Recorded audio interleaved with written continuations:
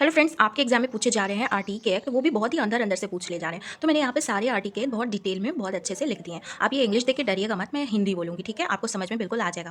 देखिए, आरटीई में जो सेक्शन पूछे जा रहे हैं उसमें पहला सेक्शन है सेक्शन 3, और इसमें इसमें कहा गया है कि right of child to free and compulsory education की नॉर्मल बात कही गई है। ये 6 से 14 साल के बच्चों को फ्री और कंपलसरी एजुकेशन मिलेगा, ये सेक्शन 3 का है। और सेक्शन 4 में क्या है कि अगर कोई बच्चा अपनी एज से थोड़ा सा ज़्यादा हो गया हो तो उसको उसी की क्लास में जाना पड़ेगा। मतलब जैसे एज 6 है ना, तो एज 6 में बच्चे कौन सी क्लास में जाते हैं, फर्स्ट क्लास में जाते हैं, तो उसका फर्स्ट में ही एडमिशन होगा, ठीक है? इसी तरह से अगर उसने 14 ईयर्स कंप्लीट कर लिया है और उसकी अभी क्लास नहीं कंप्लीट हुई है, तो उसको फिर भी उसमें पढ़ने दिया जाएगा स्कूल में, और उसको तब तक फ्री पढ़ाया जाएगा, मतलब 14 के बाद भी, ठीक है? और सेक्शन 5 में ट्रांसफर सर्टिफिकेट, वही टीसी की बात की जा रही है, जो हम लोग टीसी लेते हैं एक स्कूल से दूसरे स्कूल में ट्रांसफ़र होने के लिए।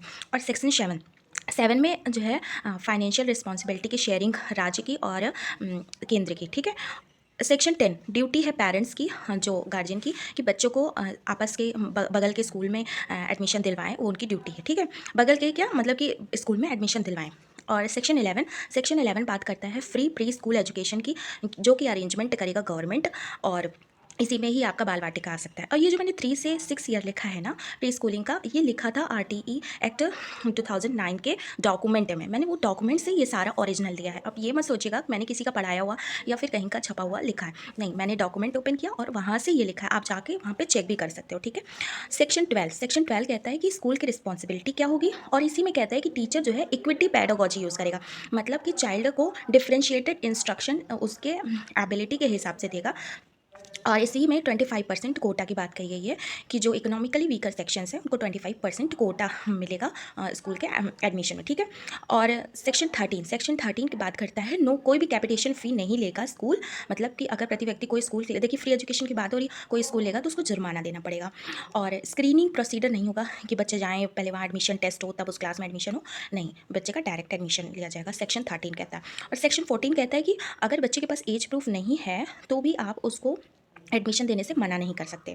सेक्शन 15 कहता है कि बच्चे को एडमिशन, मतलब कि जैसे बच्चा, मान लीजिए हमारे यहाँ क्या होता है, हमारे यहाँ अप्रैल में एडमिशन होता है, अगर बच्चे जुलाई में आता है तो आपको लेना पड़ेगा, एडमिशन लेना पड़ेगा, आप मना नहीं कर सकते।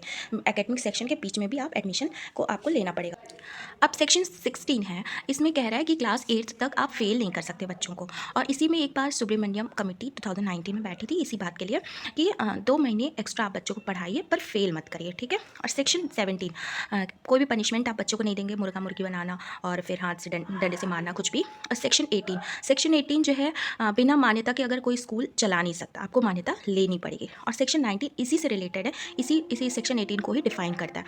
कहता है कि अगर आपने स्कूल खोला है तो 3 साल तक आप तो चला सकते हैं, 3 साल के अंदर अंदर आपको नॉर्म्स पूरे करने होंगे। अगर आप नॉर्म्स नहीं पूरे करते हैं तो आपकी मान्यता, मतलब तो फिर आप स्कूल नहीं फंक्शन कर पाएंगे, ठीक है? स्कूल नहीं चला पाएंगे। सेक्शन 21 कहता है स्कूल मैनेजमेंट कमेटी 3/4 इसमें पेरेंट्स होते हैं मेंबर में, और 50% वुमेन होती हैं। सेक्शन 22 में कह रहे हैं कि स्कूल डेवलपमेंट प्लान, स्कूल में जो डेवलपमेंट प्लान होते हैं उसके बारे में सेक्शन 22 कहता है। ये पूछा गया है ना, ये भी पूछा गया, ये भी पूछा गया है, मतलब इसमें से जितने भी है ना सब इंपॉर्टेंट ही है।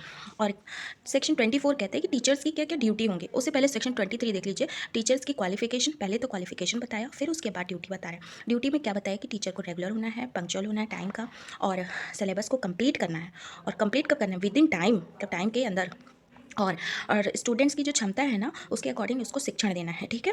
और अगर उसको नहीं समझ में आता तो उसको सप्लीमेंट इंस्ट्रक्शन, मतलब अलग से क्लास दीजिए, एक्स्ट्रा क्लास दीजिए।